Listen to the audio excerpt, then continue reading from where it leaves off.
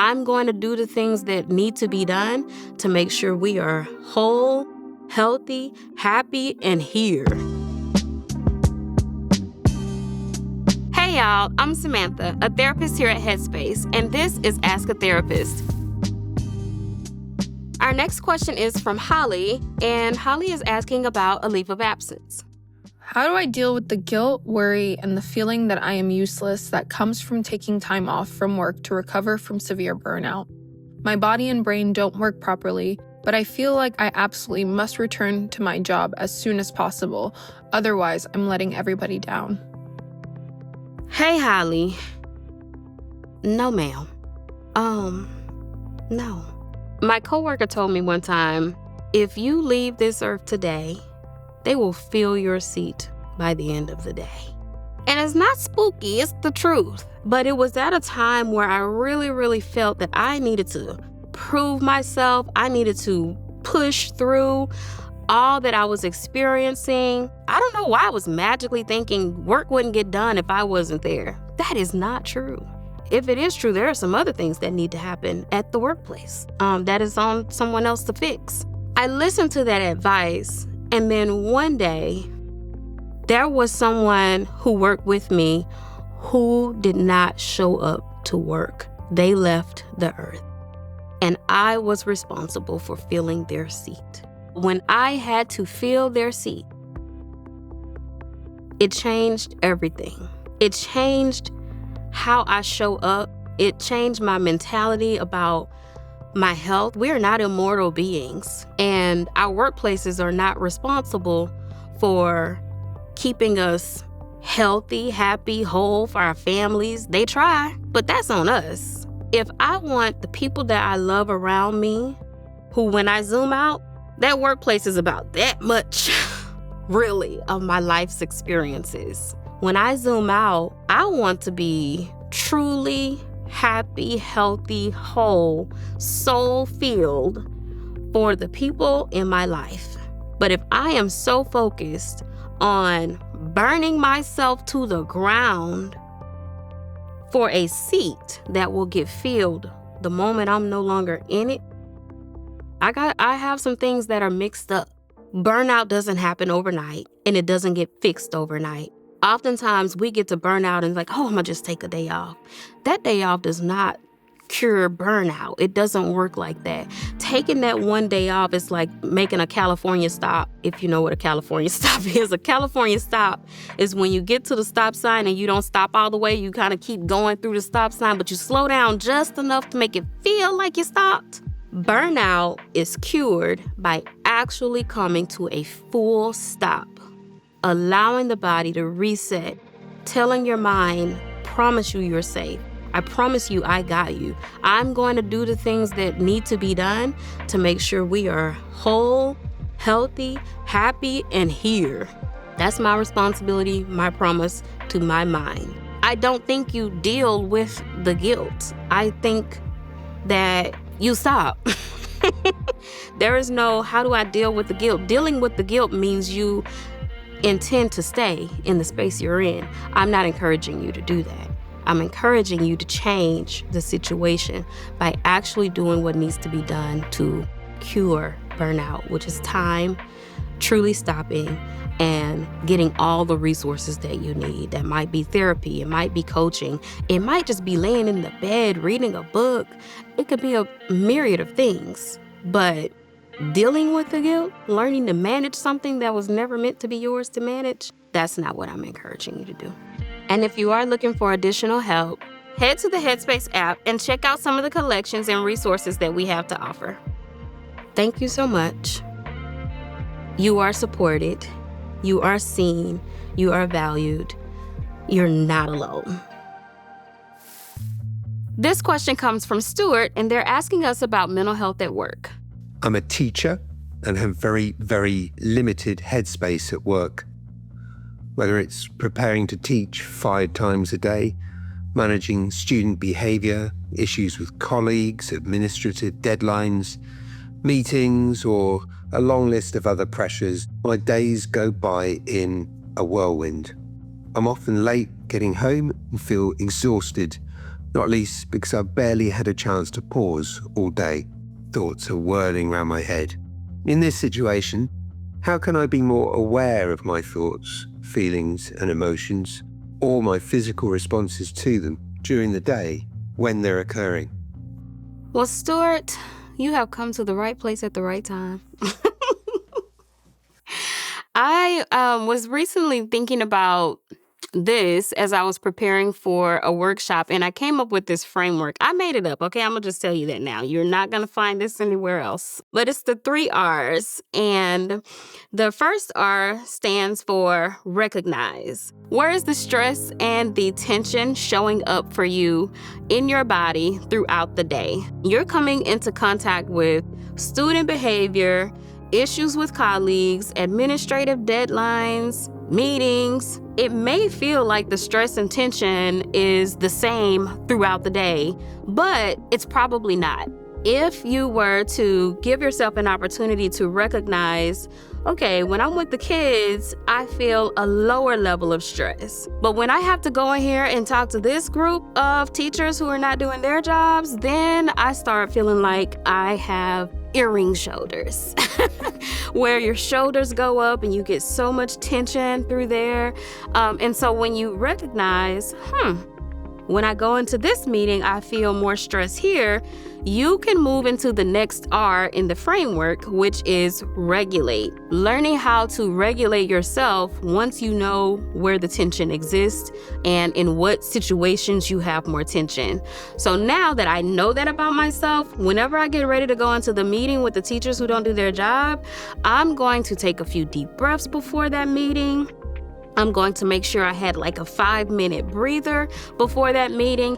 I might even ask them to have an agenda for the meeting because we usually don't. So that makes the meeting feel more out of control. So there are things now that I'm doing to be able to regulate myself or even set boundaries with the meeting in order to manage the tension and stress that is existing. So we started with the recognize, we went to the regulate, and now we're going to reframe. Reframing is all about changing your mindset about things. Some people say it's kind of like gaslighting yourself. You're not doing that. You're really just thinking about the situation in another way. For instance, you might say, I don't really have time to take a break throughout the day. But because you asked us this question, it lets me know you're willing to sit down and take a real look at the day to see what moments you actually did have to take 3 deep breaths. You could do it with me now. 1, 2, 3. If you did that with me now, you'll likely have time to do that throughout your day more often. You have time to do just one small thing, the 3 deep breaths. Once you get used to doing that, take another look at your day. Maybe when I'm having a conversation with this person just because I'm used to having a conversation with them every day, I can cut that short and take 5 minutes to where I'm just by myself. You won't get to that point until you actually get into the habit of being intentional about how you're showing up in the workplace, really centering yourself and your needs. And I guarantee the people around you will be better for it. The children, the administration, the other teachers, all of the other hectic responsibilities will be much better for it when you have created a strategic plan to recognize, regulate, and reframe. Put it in your mind. I like to sing a little song with it, but I'm not going to do that here. And if you do need additional support, you can always check out the Mindfulness at Work collection in our app. But Stuart, I hope that this has been helpful, and I appreciate you for writing in. Today, we're going to be answering a question from Dylan on work stress and mental health. I often find it difficult to avoid taking on the stress and emotions of my coworkers. They're stressed about deadlines and projects and countless other things, and I tend to mirror their stress or match their emotions, even when I don't need to. How can I stay calm and at ease in these situations? Any help would be appreciated. Thank you. Well, Dylan, thank you so much for the bravery it takes to send in a question. And I'm hopeful that I can provide a little bit of guidance. Being in a stressful workplace is really difficult. When you are in community with people who are also experiencing that stress, it's also really hard to not take on the negative emotions that others are feeling. I don't think we often realize how much groupthink and behaviors impact us. So whether you are intentionally doing it or not, because we are a community of human beings, we take on the emotions, feelings, and behaviors of other people. I would just start by being open to giving yourself some compassion because you are all having the same experience. But I also commend you for being the one who wants to change the environment of the workplace. And that starts with changing how you are experiencing the workplace. There's a few ways that you could do that, right? Because it's hard. Like, work sucks and everybody is feeling it and they're all talking to you about it. So setting boundaries with the people that you work with is probably a great place to start. So trying to figure out what those boundaries are that need to be set. So it might be giving yourself time where you're open to having conversations with people about what's going on with work, and then setting aside time where it's just your focus time, and be consistent with it. Remember, setting boundaries is not about like making rules for the other person. It's about making rules for yourself, okay? So if you are not following those rules, it's not on them who gonna keep coming to talk to you, because that's what they're gonna do. But if you don't set the boundary and say, I told y'all yesterday during 2 to 3 p.m. I'm working, then they're gonna keep telling you. They're gonna keep coming to you. Also, being mindful about your own energy. So set boundaries around how you have conversations with them. Just because someone comes to me to have a conversation with negative energy, I don't have to return that. I can choose to say, you know what? I'm gonna have some gratitude today because it was really nice outside. My coffee was extra hot. The person at Starbucks was really nice to me. They'll probably stop talking to you, actually. So you decide, but you do not have to return that energy. But the only way you can do that is to start making small changes. So I would start with setting some boundaries. You can also check out this collection in our app called Life Skills Emotions at Work. Thank you again for sending in your question, and I hope that helps. This question is from Juliet, and we're going to be asking about workplace stress and mental health. Hi, I had a mental breakdown last month that has affected me extremely physically and mentally. I had already taken time away from work due to stress prior to this, and due to my breakdown, was unresponsive when offered to come back. Now I'm not sure how to get back, as I have asked, but they have not been very responsive. My question is how to show up for myself and for others after struggling with my mental health in a way that proves that I am capable of being at work, while also maintaining a pace that pushes me to get better without pushing me too far. Thank you, Juliet. There's something about people feeling like they have to prove something to someone else to show their worth. Let's start with, how do I work through this idea that I have to prove myself? It doesn't just stop because we're having this exchange. It takes work and time. I'm wondering if this is an opportunity to adjust your attention to what are you trying to prove? So I'm going back to your question, is how to show up for myself. I'm going to leave off and for others because that's not your problem. Let's just stick with, how do I show up for myself after struggling with my mental health in a way that proves that I am capable of being at work? Whew, I love this new question.